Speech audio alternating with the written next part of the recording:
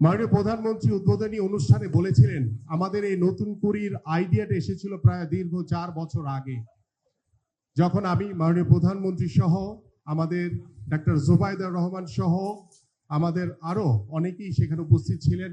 আমাদের এই নতুন কুড়ির আইডিয়াটা এসেছিল সেই 80-র দশকে। আপনারা যারা মনে আছে এখনো আমাদের শহীদ রাষ্ট্রপতি জিয়াউর রহমান এবং আমাদের দেশনেত্রী বেগম খালেদা জিয়া, তিনি যেভাবে সাংস্কৃতিক অঙ্গনে নতুন কুড়ির আবির্ভাবের মাধ্যমে নতুন কুড়িকে ভবিষ্যৎ একটি নতুন কুড়ি থেকে কিভাবে ফুল পরিপূর্ণভাবে ফুটে সেই ফুলকে ফুটানোর যে দায়িত্ব, যে প্রজ্ঞা তিনি হাতে নিয়েছিলেন, তারই ধারাবাহিকতায় আজকে আমাদের বর্তমান সরকারের মাননীয় প্রধানমন্ত্রী আমাদের যোগ্য নেতৃত্ব আগামীর বাংলাদেশকে একটি সমৃদ্ধশালী মানবিক বাংলাদেশ গড়ার প্রত্যয় নিয়ে যিনি নিরলসভাবে কাজ করে চলেছেন, তারই আইডিয়া হচ্ছে এই নতুন কুড়ি স্পোর্টস আমাদের বাংলাদেশের জন্য একটি নতুন একটি দিক উন্মোচিত হয়েছে আমি মনে করি। প্রিয় উপস্থিতি, আমরা প্রথমত বাংলাদেশে এই প্রথম খেলোয়াড়দেরকে পেশাদারিত্বের আওতায় পেশাগত স্বীকৃতি বাবদ আমরা ইতিমধ্যে পেশাগত স্বীকৃতি বাবদ ক্রিয়া ভাতা 300 জন খেলোয়াড়কে ইতিমধ্যে আমরা প্রদান কার্যক্রম প্রায় দীর্ঘ 4 মাস ধরে আমরা শুরু করেছি। পাশাপাশি আমরা আগামীতে আরো 200 জন ক্রীড়াবিদকে আমরা এখানে ইনক্লুডিং করে 500 জন ক্রীড়াবিদকে আমরা বেতন কাঠামোর আওতায় ক্রিয়া ভাতা প্রদান এবং ক্রিয়া কার্ড প্রদান কার্যক্রম আমাদের চলমান থাকবে। এবং এর মধ্য দিয়ে আমরা চাই যে খেলোয়াড়দের যে পেশাদারিত্বের যে মনোভাব সেটা যাতে আমরা প্রতিষ্ঠিত করতে পারি। পাশাপাশি আপনারা সবাই জানেন যে আমাদের নতুন কুড়ি স্পোর্টস আজকে প্রথম আসরের শেষ দিন, কিন্তু দ্বিতীয় আসরের কার্যক্রম ইতিমধ্যে 1 জুলাই থেকে অনলাইন কার্যক্রম শুরু হয়েছে এবং আমাদের এই কার্যক্রম আগামী আগস্ট পর্যন্ত চলমান থাকবে এবং ইনশাআল্লাহ মাননীয় প্রধানমন্ত্রীর প্রধান অতিথির সানুগ্রহে জ্ঞাপন করে ইনশাআল্লাহ আমরা সেপ্টেম্বরের ফার্স্ট উইকে আমাদের দ্বিতীয় আসর নতুন করে ইনশাআল্লাহ শুরু হবে।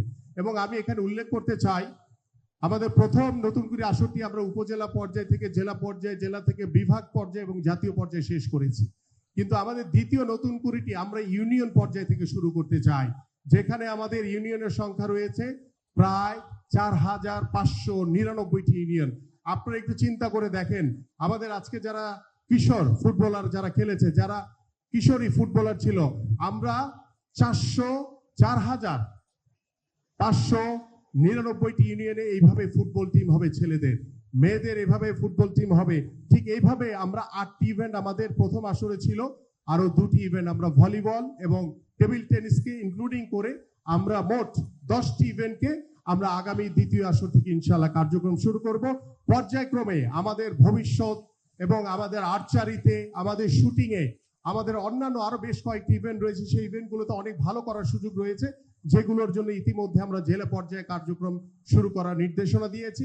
পাশাপাশি আজকের যারা প্রতিভাবান খেলোয়াড় এদেরকে এবং এখানে যারা 310 জনের মতো যারা পুরস্কৃত হয়েছে তাদেরকে আমরা বিকেএসপিতে 2 মাস ট্রেনিং করিয়ে তাদের ভিতর থেকে বাছাই করে যারা প্রতিভাবান খেলোয়াড় আরো জিস্ট তাদেরকে আমরা বের করে নিয়ে এসে আমরা তাদেরকে সরকারি খরচে আমরা তাদেরকে বিকেএসপিতে ভর্তি করাবো।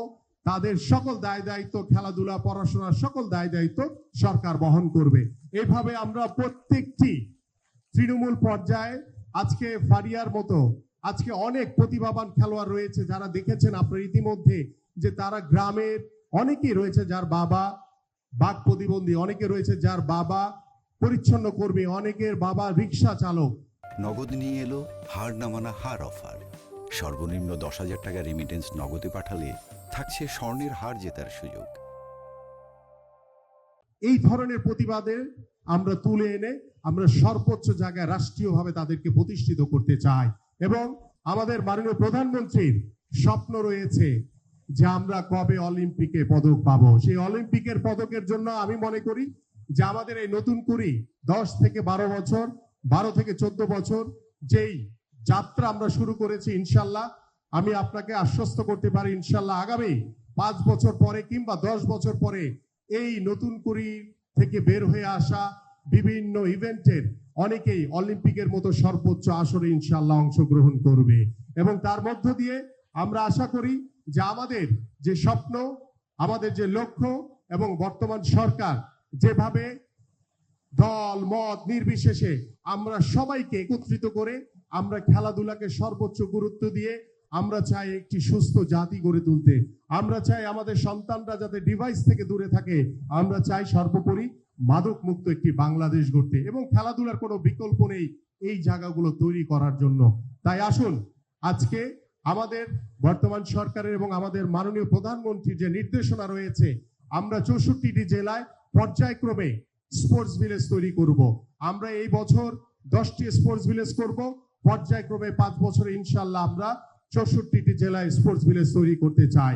আপনারা জানেন আমাদের ঢাকাতে একটি বিকেএসপি রয়েছে, আমাদের বিভিন্ন বিভাগীয় শহরে বিকেএসপি রয়েছে, সেগুলো স্বয়ংসম্পূর্ণ না, কিন্তু সেগুলোকে স্বয়ংসম্পূর্ণ করার জন্য ইতিমধ্যে মাননীয় প্রধানমন্ত্রী নির্দেশনা দিয়েছেন।